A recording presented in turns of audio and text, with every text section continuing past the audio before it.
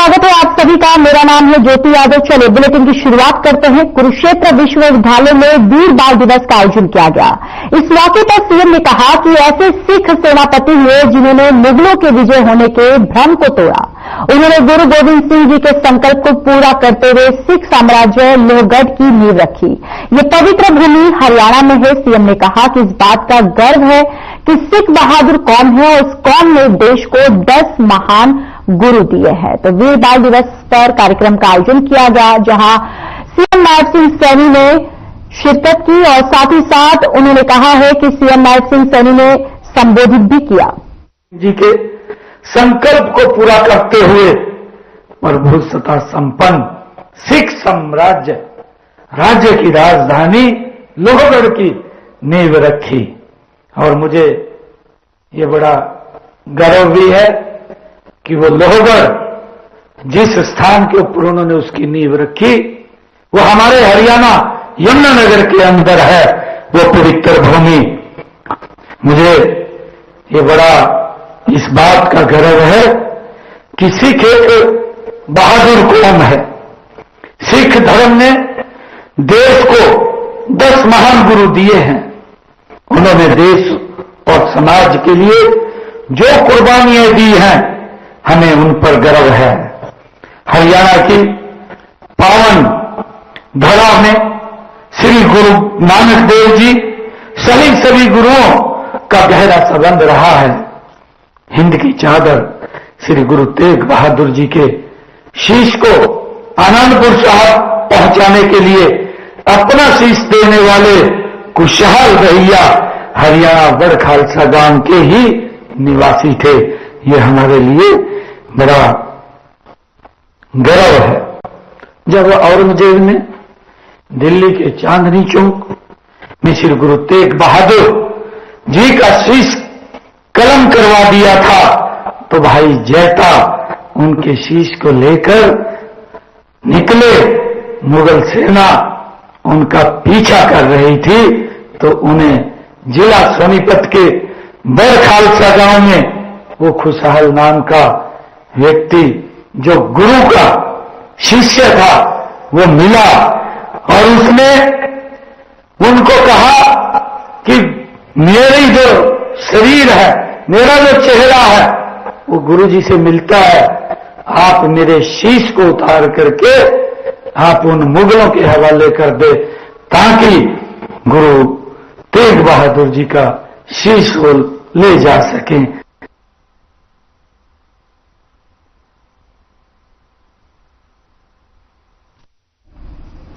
हरियाणा के राज्य मंत्री राजेश नागर ने हिसार के उकलाना स्थित गोदाम पर छापा मारा, जहां गेहूं के कट्टे गीले होने पर उन्होंने कड़ी कार्रवाई करते हुए गोदाम के incharge food and supply inspector Vikas Kumar के खिलाफ एफआईआर दर्ज करने के आदेश दिए। साथ ही उन्होंने जिला खाद्य और आपूर्ति अफसर Amit Kumar, food inspector Vikas Kumar, assistant food and supply अफसर संदीप सिंह और sub inspector food and supply Sachin को तुरंत प्रभाव से निलंबित करने के आदेश दिए। वहीं गोदाम में और भी अनेक खामियां पाई गई। इसके साथ ही राज्य मंत्री राजेश नागर ने कहा कि विभाग में किसी प्रकार का भ्रष्टाचार जो है वो बिल्कुल बर्दाश्त नहीं किया जाएगा। यदि यानी कि ऐसा कोई मामला पाया जाता है तो कड़ी से कड़ी कार्रवाई की जाएगी।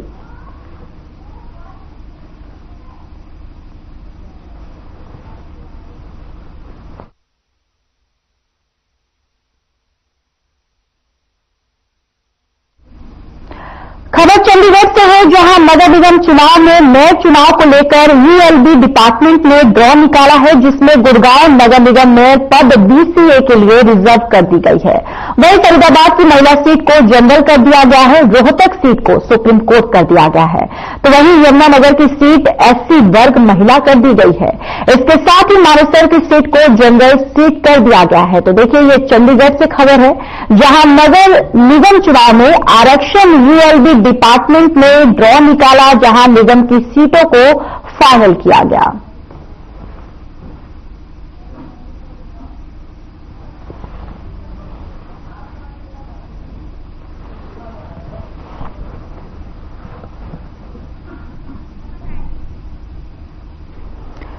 तो देखिए, नगर निगम चुनाव के लिए ये लिस्ट निकाली गई, जहां यूएलबी डिपार्टमेंट में ये ड्रॉ निकाला गया, जिसके बाद जो लिस्ट है, जो सीटों की लिस्ट है नगर निगम चुनाव को लेकर, वो ड्रॉ निकालने के बाद ये जो पूरी लिस्ट है इसको फाइनल की गई है।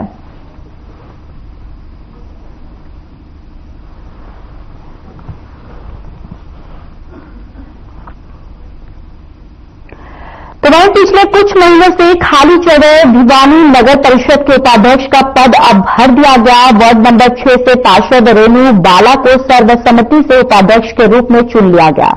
आपको ये जानकारी देते चले कि नगर परिषद उपाध्यक्ष पद पर पहले सत्येंद्र मोड़ विराजमान थे, लेकिन उनके खिलाफ पार्षदों ने एकजुट होकर अविश्वास प्रस्ताव लाया और उन्हें हटा दिया गया, जिसके बाद से नगर परिषद उपाध्यक्ष का पद जो है वो खाली हो गया। वहीं नवनियुक्त वाइस चेयरपर्सन बाला ने कहा कि उन्हें बहुत खुशी है कि आज उनको सर्वसम्मति से उप प्रधान चुना गया। वे शहर के विकास कार्यों में अब अपना योगदान जो है वो देंगी।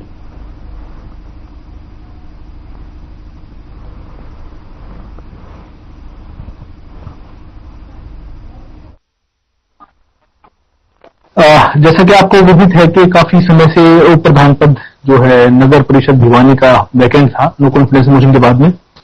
उसके पश्चात पार्षदगणों ने और जो प्रेसिडेंट है उनके द्वारा डी साहब को एक एप्लीकेशन लगाई गई, एक ज्ञापन दिया गया, जिसके माध्यम से उन्होंने रिक्वेस्ट करी कि उप प्रधान का जो है पद के लिए जो प्रक्रिया चुनाव की जाए। उसके अनुरूप ही माननीय उपायुक्त महोदय द्वारा मुझे इस प्रक्रिया के लिए आरओ अपॉइंट किया गया था।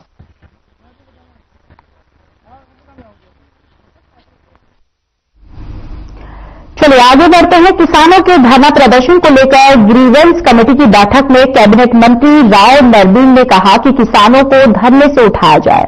आईएमटी रोजका भूमि अधिग्रहण मुआवजा को लेकर धरने पर बैठे किसानों को जबरन उठाने के आदेश से किसानों में भारी रोष है। किसानों ने धरना स्थल पर कैबिनेट मंत्री राव नरवीन की कही गई बात का जमकर विरोध किया और दो टूक कहा कि जब तक किसानों को उनका हक नहीं मिलेगा तब तक वो नहीं हटेंगे। अगर इसके लिए सैकड़ों किसानों को जान की बाजी लगानी पड़ी तो वो पीछे नहीं हटेंगे। किसानों ने पत्रकारों से बातचीत के दौरान कहा कि उद्योग एवं राज्य और वन एवं पर्यावरण मंत्री राव नरवीन सिंह ने ग्रीवेंस कमेटी की बैठक के दौरान अधिकारियों से कहा कि किसान काफी समय से आईएमटी सोहना की जमीन पर धरना दे रहे हैं, जिसकी वजह से काम रुका हुआ है, इसलिए किसानों को धरने से उठाया जाए।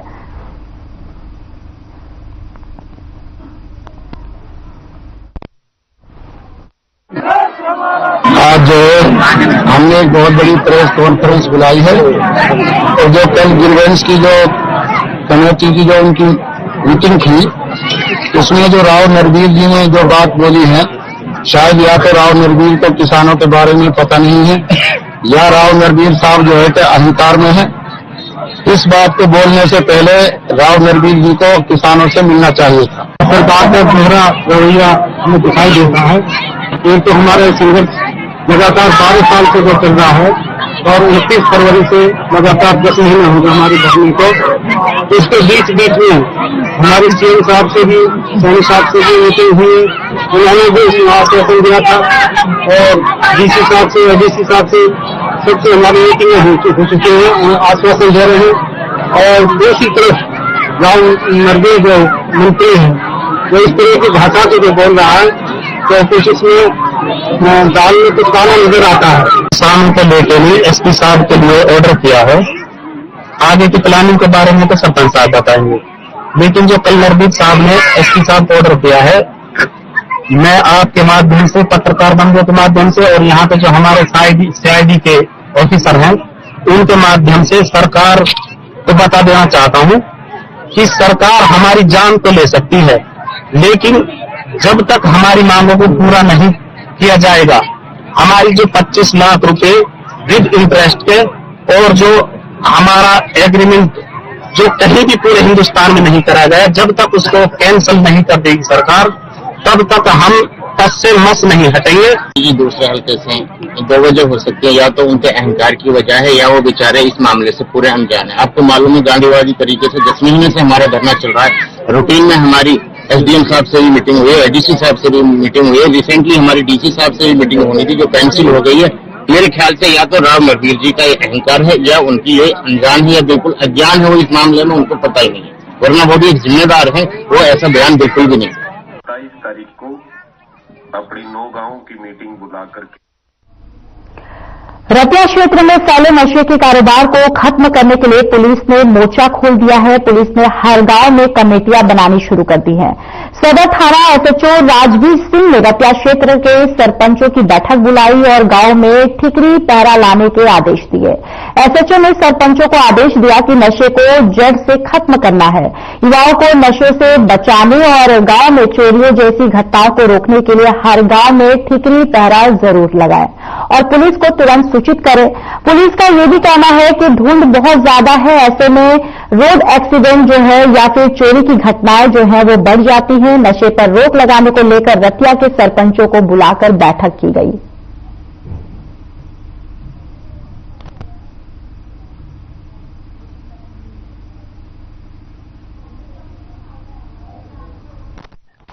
धुंध के इस वेले चोरी वारदात बढ़ जाती है, इसके कारण गांव में ठिकरी पहरा लगाना, कोई ऐसा कोई व्यक्ति आओ जो बाहर का संदिग्ध हो उनके बारे में पूछताछ करना और पुलिस को सूचना देना 112 पर।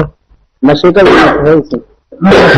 नशे का इसके अंदर गांव के अंदर कमेटियां बनाओगे और गांव का सहयोग लेंगे।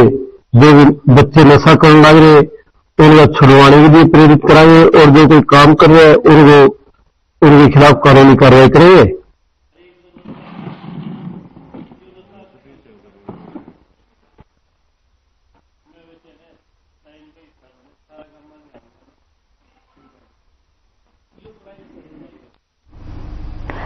चलिए बात हिसार की कर लेते हैं। हिसार के लघु सचिवालय में किसानों ने जगदीप डल्लेवाल के समर्थन में भूख हड़ताल की और किसानों ने हरियाणा और केंद्र सरकार के खिलाफ जमकर नारेबाजी की और राजनीतिक दल के सभी किसान हिसार के लघु सचिवालय में पहुंचे और भूख हड़ताल पर बैठ गए। इस मौके पर किसान नेता कुलदीप खरहड़, दशरथ किसान नेत्री बिमला हर्षदीप ने कहा कि डल्लेवाल जी को 31 दिन भूख हड़ताल पर बैठे हुए हो गया है। उन्होंने आगे कहा कि सभी किसान संगठनों की मांग है कि किसानों को एमएसपी सहित अन्य मांगों को पूरा करना चाहिए।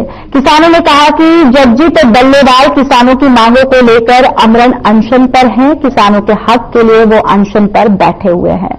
तो किसानों ने भूख हड़ताल की है, जहां जगजीत डल्लेवाल के समर्थन में हड़ताल किया गया। लघु सचिवालय में धरने पर किसान जो है वो लगातार बैठे हुए हैं और किसानों की मांग जो है कि एमएसपी जो है वो बहाली की जाए। आज ऐसा भी हमारे डल्लेवाल जी ने खमेरी बॉर्डर पर 31 दिन हो चुके हैं भूख हड़ताल पर है, तो उसके समर्थन में हर एक जिले में जो भूख हड़ताल का समर्थन किया हमने डल्लेवाल जी का। देखो जी ये सरकार जो मांग आ रही है ये 2020 की है। 2021 में जो 13 महीने दिल्ली में बैठे थे, मोदी जी ने ये ओटी हुई मैं तुम्हारी कमेटी बनाई जाएगी, वो मांग से को किसान ने मेरी मांग ली और अंदर सरकार से हाथ जोड़ी प्रार्थना करते हैं इन मांगों को पूरा किया जाए। एक भूख हड़ताल के अनशन के रूप में एक सरकार को संदेश देना चाह रहे हैं भी एक एमएसपी कोई पंजाब का नहीं है, हरियाणा का भी है। अब कोई कह रहे भी हरियाणा का नहीं है, तो ये हरियाणा के भी जो अन्न खा रहा है, किसान का दूध पी रहा है, साग सब्जी है, तेल पानी जो खा रहा है वो किसान है। मेरी तो यही हाथ जोड़कर अपील है इसके अंदर सरकार से, हरियाणा सरकार से, पंजाब सरकार से भी किसानों के जो दिल्ली जाने के जो रास्ते है वो खोले जाए और उनकी आगे और उनकी समस्याओं का हल करे। और 77 साल के जो बैठे हैं भूख हड़ताल के ऊपर, उनको सबको पता है भी उनके किस तरीके से उनके हालात है, कभी भी उनकी मौत हो सकती है। आए दिन आपको पता है किसान हत्या ही कर रही है उसी भूख हड़ताल पर। उसके समर्थन में सभी जिला मुख्यालयों पर किसानों ने आज एक दिन 6 घंटे की सांकेतिक हड़ताल है। इसी के समर्थन में आज हिसार मुख्यालय पर सभी किसान संगठन ने मिलकर यहाँ पर आज भूख हड़ताल की है और हम सरकार को चेताना चाहते हैं अगर डल्लेवाल जी को कुछ हो गया तो सरकार को बहुत बड़ा अंजाम भुगतना पड़ेगा। पूरे किसान संगठन डल्लेवाल जी के साथ है और सबकी एक मांग है एमएसपी। कोई ये हरियाणा पंजाब की अकेले 2 राज्यों की मांग नहीं है, पूरे भारत के किसानों की मांग है एमएसपी। जो किसानों का हक है और किसान इसे अपने एमएसपी का किसान हक लेकर आएंगे, इसके लेकर हमें कितनी साथत देनी पड़े, किसान साथत देने से पीछे नहीं हटेगा। एकता जिंदाबाद जिंदाबाद जिंदाबाद, किसान मुर्दाबाद, किसान मजदूर एकता जिंदाबाद। तो चलिए इस बीच रुक कर लेते इस वक्त की बड़ी और अहम जानकारी की ओर। दिल्ली से ये बड़ी खबर सामने आ रही है, जहां पूर्व पीएम मनमोहन सिंह का निधन होने के बाद पीएम मोदी ने पूर्व पीएम को श्रद्धांजलि दी है। ये बड़ी जानकारी आप तक साझा कर रहे हैं। भारत के सबसे प्रतिष्ठित नेताओं में से थे मनमोहन सिंह। ये देखिए जो तमाम बातें जो है पीएम नरेंद्र मोदी ने श्रद्धांजलि देते हुए उन्होंने लिखी है। उन्होंने कहा कि पूर्व पीएम के सम्मान में राष्ट्रीय ध्वज आधा झुकाया गया है। सीएम सैनी ने पूर्व पीएम को श्रद्धांजलि दी। देश में 7 दिन के राष्ट्रीय शोक का भी ऐलान किया गया है। तो देखिए दिल्ली में पूर्व पीएम मनमोहन सिंह का निधन हो गया था कल, जिसके बाद अब पीएम नरेंद्र मोदी जो है उन्हें श्रद्धांजलि उन्होंने दिया है। उन्होंने लिखा है कि भारत के सबसे प्रतिष्ठित नेताओं में से थे मनमोहन सिंह और साथ ही साथ सीएम सैनी ने भी पूर्व पीएम को श्रद्धांजलि दी है। तो यहाँ लगातार जो बड़े दिग्गज नेता जो हैं या फिर पीएम नरेंद्र मोदी की बात कर लो, उनको श्रद्धांजलि दी गई है। और साथ ही साथ आपको ये भी बताते चले कि सीएम सैनी ने भी पूर्व पीएम को श्रद्धांजलि दी है।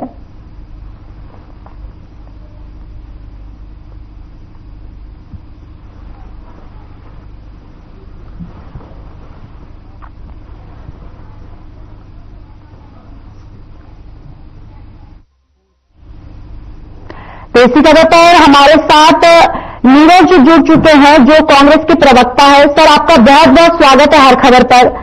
एक तरफ से देखा जाए कि मनमोहन सिंह का जाना ये काफी दुखद है। देखिए वो एक बेटी के कांग्रेस की तो लॉस है ही, पूरे देश के लिए भी लॉस है।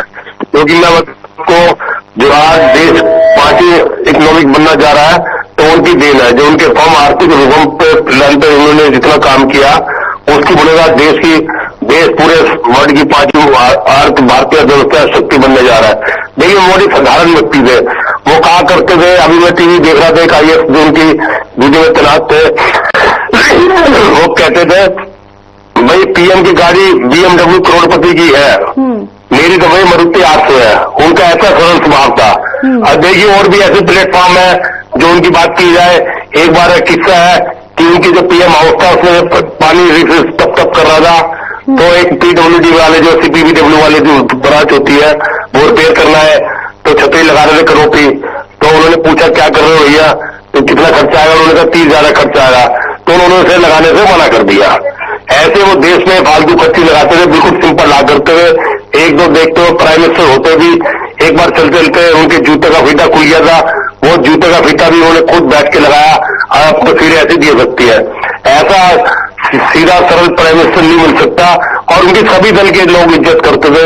उन पे ठीक है पार्टी विचारधारा पे कोई लोग विपक्षी दल कटाक्ष करते थे, जो प्राइम मिनिस्टर रहे, उनके पर्सनल कोई अटैक नहीं है। उनकी जिंदगी में खुली किताब थी जी।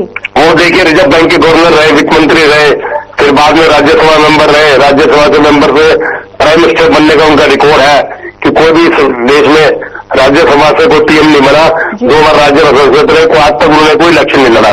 बहुत ही सरल स्वभाव के। आखिरी बार वो 2023 में गए थे और वो व्हील चेयर पे आए थे, और कोई भी अपना काम राज्यसभा में अपने हाजिरी लगाते थे। और देश के जो प्राइम मिनिस्टर मोदी जी हैं वो भी उनसे आर्थिक जरूरत में सलाह लेते थे। कई बार हमने तस्वीरें देखी, उनके घर पे जाके उससे आर्थिक उदाहरण लेते थे। देखिए देश वित्त परिस्थिति से गुजर रहा था, सोना बेचने की नौबत आ गई थी, देश के हालात खराब थे, उन्होंने इस स्थिति से उभारा। देखिए और किसी भी सरकारी आदमी की जानकारी लेनी हो, संपत्ति की जांच करनी हो, क्या करता है तो आरटीआई लाने वाले वही थे। और देखिए पूरे देश में 100 दिन तक रोजगार देने का जो उन्होंने चलाया था मनरेगा, वो इनकी देन थी, ताकि हर मजदूर वर्ग में जो किसी भी लेबर क्लास को 100 दिन का काम मिले, 100 दिन काम की गारंटी दी जाती थी या पेमेंट दी जाती थी। बतेरे एग्जाम्पल उन्होंने देश के लिए बहुत कुछ किया। आज जो देश में महाशक्ति बनने जा रहा है सब उनकी देन है। ये विपक्षी नेता ही मानते हैं, सब नेता मानते हैं। बिल्कुल। और जिस तरीके से हमने देखा कि बराक ओबामा जो है उनका स्टेटमेंट भी सामने आया कि उन्होंने कहा कि मनमोहन सिंह जब बोलते थे तो लोग सुनते थे, और राहुल गांधी ने भी कहा है कि मैंने अपना गुरु खोया है। तो कहीं ना कहीं उनके व्यक्तित्व को पूरी तरह से दर्शाता है। और पार्टी के लोग और राहुल गांधी जी को पर्सनल लोग है कि राहुल गांधी ने सलाह लिया करते थे। देखिए वो इतने बड़े नेता थे, उन्होंने कभी घमंड नहीं करा, बिल्कुल सिंपल ला करते थे। मैं भी एक बार मुझे मिलने का मौका मिला उनसे आज से 15-20 साल पहले। बिल्कुल सरल स्वभाव के, वो बिल्कुल घमंड नहीं करते थे, मैं प्राइम मिनिस्टर हो कुछ भी हो ना। वो देखिए सिंपल कपड़े में रहते हुए, आपने देखिए उनकी वेशभूषा देखी है, सिंपल कपड़े में रहते हुए, कोई दिखावा नहीं था उनका, और वो देश के लिए काम करते थे। उन्होंने देश के लिए क्या सब जानते हैं, वो प्रैक्टिकल आदमी थे। देखिए राजनीति में तो 99 मंशा है, उससे पहले वो प्रोफेसर रहे इकोनॉमिक्स के, उससे पहले वित्त मंत्री के पद पे रहे, उससे पहले सचिव रहे, और वो कुछ अगर उनको कोई गलत लगता था तो अपनी पार्टी के बारे में गलत बोल देते थे। एक बार राजीव गांधी जी ने उनपे किया तो उन्होंने राजीव गांधी जी भी बोल दिया था, वो सच बोलने से कतराते नहीं थे। और इसलिए देश के हर नेता, चाहे विपक्ष दल का नेता हो, कुछ भी, अटल बिहारी वाजपेयी थे, सब कुछ थे, सब उनकी इज्जत करते थे। उनका व्यक्तित्व भी ऐसा था, बिल्कुल सिंपल रहा करते थे। उन्होंने कभी भी दिखावा काम नहीं किया, अपने जिंदगी में कभी कुछ ऐसा काम नहीं किया। उनके पर्सनल उनकी खुली किताब है, उनपे कोई भी व्यक्ति इल्जाम लगा सकता था, और ये आप देखते हैं उनपे आज तक कोई इल्जाम लगा भी नहीं। बिल्कुल। और जिस तरीके से लगातार जो विपक्ष था, कहीं ना कहीं ये भी आरोप लगाता रहा कि जब वो पीएम थे तो कहीं ना कहीं उनकी चाबी जो थी वो राहुल गांधी उनके परिवार के हाथ में थी। लेकिन जिस तरीके से उन्होंने देश को आर्थिक स्थिति से जो बाहर निकाला, ये भी एक काफी सराहनीय भी था। बिल्कुल सही बात है। आर्थिक सुधारों में जब देश फंसा हुआ था, देश की हालत ऐसे हो गई थी, और आप देखिए देश में सोना बेचने की बात आ गई थी, उन आर्थिक निकालने से वाले वो मनमोहन सिंह जी थे। आज देखिए जो हमारे जो प्राइम मिनिस्टर मोदी जी हैं, जो भारतीय व्यवस्था 5 नंबर बांधी है, ये प्लेटफॉर्म सिर्फ उनकी देन है। हर क्षेत्र में तरक्की हो रही है। वो दूरदर्शी नेता थे, उन्हें आर्थिक सुधारण का राजनेता कहा जाता है, आर्थिक सुधारण का ज्ञाता कहा जाता है। आर्थिक सुधारण लाने वाले देश के प्राइम मिनिस्टर, पहले प्राइम मिनिस्टर थे। क्योंकि देखिए आर्थिक सुधारण की नींव तो उन्होंने रखी, आज देश में गति पे बढ़ रहा है। उन्होंने ऐसे से सुधार किए जो जनता की भलाई के लिए काम करते, देश की भलाई के लिए काम करते। पूरा जीवन भी देश की भलाई के लिए था। उन्होंने कभी पर्सनल अपने बारे में नहीं सोचा। उनकी आज जो मारुति गाड़ी थी, जो मारुति लॉन्च हुई थी सबसे पुरानी 1982 की, उसी मारुति गाड़ी में चला करते थे वो। और देखिए जब वो प्राइम मिनिस्टर थे तब भी उन्हें ये कहा करते थे, भैया ये करोड़ों की BMW प्राइम मिनिस्टर की है, मेरी तो भैया मारुति 800 है। इसलिए आज के मनोरंजन वाले मनमोहन नहीं रहे, देश में अनमोल रतन खोया है। ये बड़ी देश का दुर्भाग्य है, देश इस स्थिति को भुला नहीं सकता। और देखिए वो वाकई में नेता थे, उन्हें हमेशा उनके सुधारों के लिए, सरल स्वभाव के लिए पूरा देश उनको याद करेगा। इसलिए इसी कड़ी में देखिए देश के उद्योगपतियों से लेके बाहर के लोगों को लिए, जो बाहर के प्राइम मिनिस्टर लोगों को मिला, सभी उनके निधन से खुशी है, दुखी है, और सब उनको संगालने से शपथ कर रहे हैं कि भाई अब उनकी बेटी का इंतजार हो रहा है। उनकी बेटी अमेरिका से आई है, शायद उनका कल क्रिमेशन हो जाए। भगवान से मैं प्रार्थना करता हूं उनके अंतिम चरणों के स्थान पे। बिल्कुल। और जिस तरीके से लगातार जो विपक्ष या फिर नरेंद्र मोदी जी की बात करें, उन्होंने भी उन्हें श्रद्धांजलि दी है, तो कहीं ना कहीं एक और भी बात सामने आती है कि ये एक ऐसे नेता थे, ऐसे प्राइम मिनिस्टर थे कि जिनका कोई भी ऐसा विपक्षी जो है वो भी कहीं ना कहीं इनके व्यक्तित्व को लेकर काफी प्रभावित थे। देखिए वो उसमें प्रभावित थे, कभी उन्होंने दिखावे की बात नहीं की, सिंपल कुर्ते जामा पहनते थे, कभी उन्होंने दिखावे वाला काम नहीं किया। वो देश के लिए जीते थे, देश के लिए मरते थे, और भारत के लोगों के लिए काम करते थे कि भारत के लोगों, उन्होंने करोड़ों लोगों को गरीबी रेखा से ऊपर निकाला। आप ऑन रिकॉर्ड क्या कर सकते हैं। 1976 में 1982 रिजर्व बैंक के गवर्नर रहे, और उसमें, और देखिए सबसे बड़ी एक बात कह देता हूँ, वो शायद देश के पहले ऐसे प्राइम मिनिस्टर थे, और अभी भी थे, मतलब जा चुके हैं, लेकिन उनकी जो उपलब्धि है वो हमेशा याद रहेगी। सबसे पढ़े लिखे प्राइम मिनिस्टर खिताब उनको जाता है। अब तक ऐसा उनके पढ़े लिखा जितना कोई प्राइम मिनिस्टर नहीं हुआ। ये आप बता सकते हैं, देश में मोदी प्राइम मिनिस्टर हुए, अभी भी है, मोदी जी भी है, उनसे पहले भी हुए, बाद में भी होंगे, लेकिन जैसा पढ़ा लिखा उनकी जो क्वालिफिकेशन है अब तक ऐसी है, जो उनको एक्सपीरियंस है वित्त मंत्री का, गवर्नर का, प्रधानमंत्री के सलाहकार, दुनिया भर के तब वो जो प्राइम मिनिस्टर बनाए थे, और जो प्राइम मिनिस्टर थे सभी के लिए काम करते थे। देखिए उनकी एक बात थी, वक्त जब उनको इल्जाम लगाता था पार्लियामेंट में, तो अपनी वो शेर और शायरी से उनका मुंह बंद किया करते थे, पर्सनल कटाक्ष नहीं करते थे, हमेशा शेर और शायरी करते थे, शेर और शायरी से उनका जवाब देते थे। उन्होंने कभी भी किसी से दुश्मनी नहीं की, कभी अपना आपा नहीं खाया, हमेशा सरल स्वभाव के रहे, कभी उन्होंने गलत नहीं बोला। मुझे तो नहीं लगता उन्होंने अखबार में किसी नेता के खिलाफ गलत स्टेटमेंट दियो, विपक्ष के नेता के खिलाफ स्टेटमेंट दियो, चाहे विपक्ष वाले उनके कुछ भी बोल करे, उन्होंने कभी किसी के खिलाफ नहीं बोला। पूरे देश के लिए एक बहुत बड़ा एक क्षति है। बहुत बहुत धन्यवाद हमारे साथ बातचीत करने के लिए।